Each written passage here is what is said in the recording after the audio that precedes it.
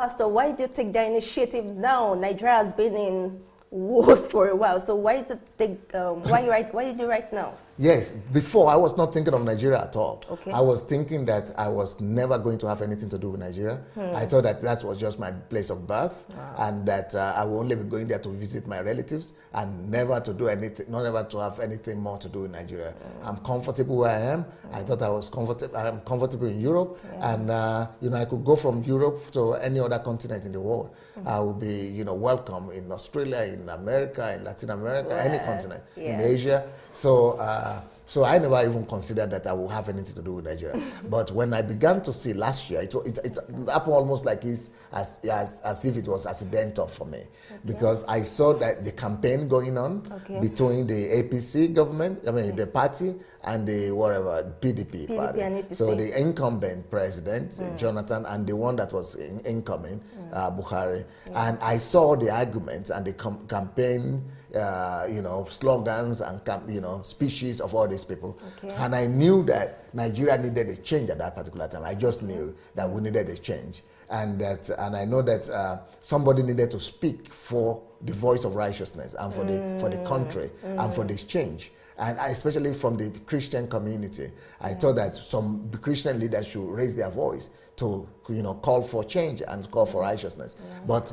unfortunately for me, all my friends that I was approaching that in Nigeria to do it, I told them, go and write an article, especially after, you know, Professor Yemi Osinbajo was selected to be the vice president. And I knew a lot of pastors and ministers who were his friends. So I was telling them, go ahead and release a voice to talk about the integrity of this man and let people know that this is the right person we need, and that with this man beside Buhari, that they will be able to bring about change in Nigeria.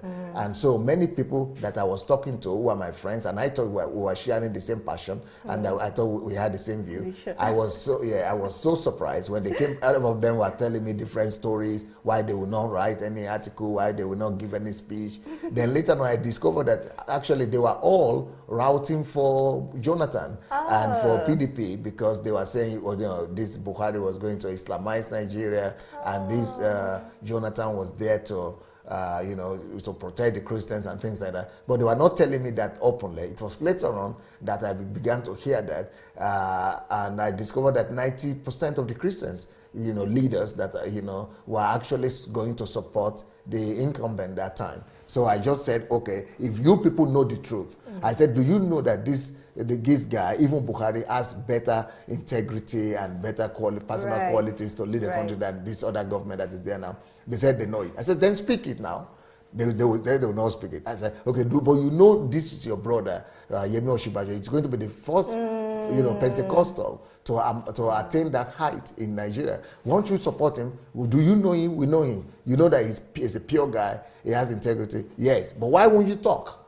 So that just got me mad. That how will you be a Christian leader and know the truth and say you will not talk because that's the political climate in the country will not allow you, or because other Christian leaders are against that position? But you have your own position.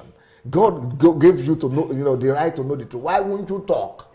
You know, I couldn't just believe it. They say, oh, in Nigeria, Christian leaders shouldn't talk of their opinion because of their members. They might lose their members. I said, so you fear losing your members than you fear to speak the truth. So you are more afraid of losing members than you fear God. If that is the truth and the conviction you have, I said, even though I thought because I was outside of the country, I would not be able to write that. You know, so I began to write articles. So that's what I mean. I'm sure maybe you heard of the story of my articles during the election time. Yes, I saw some of them. Yeah, it was after that I began to have burden for Nigeria. But then that same last year, May, a year ago now, Jesus appeared to me and spoke to me about that I should move back to Nigeria. So once I had that instruction now, I knew that, well, that burden that God had given me about the political change and everything was from God as well. And all the articles I had written.